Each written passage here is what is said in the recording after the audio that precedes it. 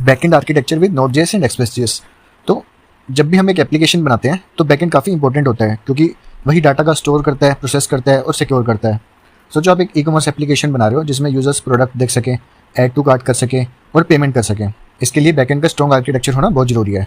तो backend architecture का मतलब है कि एक ब्लूप्रिंट जो आप अपने बैकएंड को कैसे डिज़ाइन करते हो। ठीक है, ये एक ब्लूप्रिंट है कि आप अपने बैकएंड को कैसे डिज़ाइन करते हो। इसमें होता है routing, controllers, database layer, middleware. Routing means request का पाथ डिसाइड करना।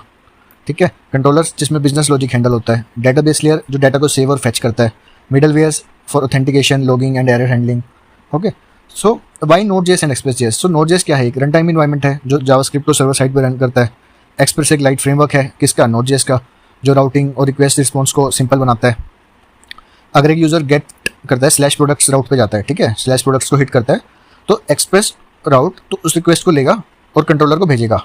ठीक है, देन डेटाबेस से डाटा फच करके यूज़र को रिस्पॉन्स प्रोवाइड कर देगा। तो हमारे पास आर्किटेक्चर लेयर कौन कौन सी होती हैं? First one is routes layer.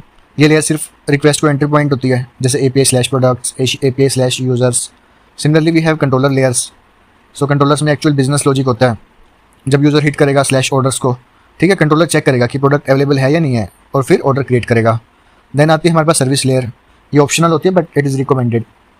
अगर हमारा प्रोजेक्ट काफ़ी बड़ा है तो एक सर्विस लेयर बना लो। ये कंट्रोलर और डेटाबेस के बीच में एक मीडिएटर होती है। ठीक है, तो अगर एक ऑफर कैलकुलेशन करना है, ठीक है, तो कंट्रोलर से निकाल के हम सर्विस में रख सकते हैं, क्योंकि ज़्यादा कोड हम कंट्रोलर में नहीं रखते, लॉजिकल पार्ट वो हम ऐड करते हैं सर्विस फाइल में। Next one is database layer. तो ये लेयर डायरेक्ट डेटाबेस से बात करती है। ठीक है, तो MongoDB यूज़ करता है, जैसे mongoose मॉडल्स, MongoDB में हम mongoose मॉडल्स बनाते हैं। अब बात करते हैं मिडल लेयर की। ये रिस्पॉन्सिबल होती है ऑथेंटिकेशन, एरर हैंडलिंग और रिक्वेस्ट वैलिडेशन के लिए। अब एक फ्लो समझते हैं कि हाउ रिक्वेस्ट रिस्पॉन्स हैपन्स।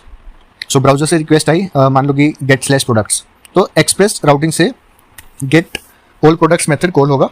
तो कंट्रोलर ने सर्विस कॉल किया at that time, then service ने डेटाबेस को कॉल किया, तो डेटाबेस से हमें प्रोडक्ट लिस्ट मिल जाएगी, देन वही लिस्ट हम यूज़र को वापस भेज देंगे। तो ऐसे होता है हमारा end to end flow in backend architecture. तो हमें कुछ प्रैक्टिसेस का फॉलो करना है। जैसे हमारा कोड मॉड्यूलर होना चाहिए, मीन्स की राउट्स के लिए अलग फोल्डर हो, कंट्रोलर्स के लिए अलग, मॉडल्स के लिए अलग। एनवायरनमेंट वेरिएबल्स यूज़ करो ताकि कोई भी पासवर्ड हमारा DB password, API keys expose ना हो। एरर हैंडलिंग को सेंट्रलाइज रखो ताकि हर जगह हमें सेम फॉरवर्ड में एरर मिले। ठीक है, सिक्योरिटी लेयर से ऐड करो, स्केलेबिलिटी का ध्यान रखो।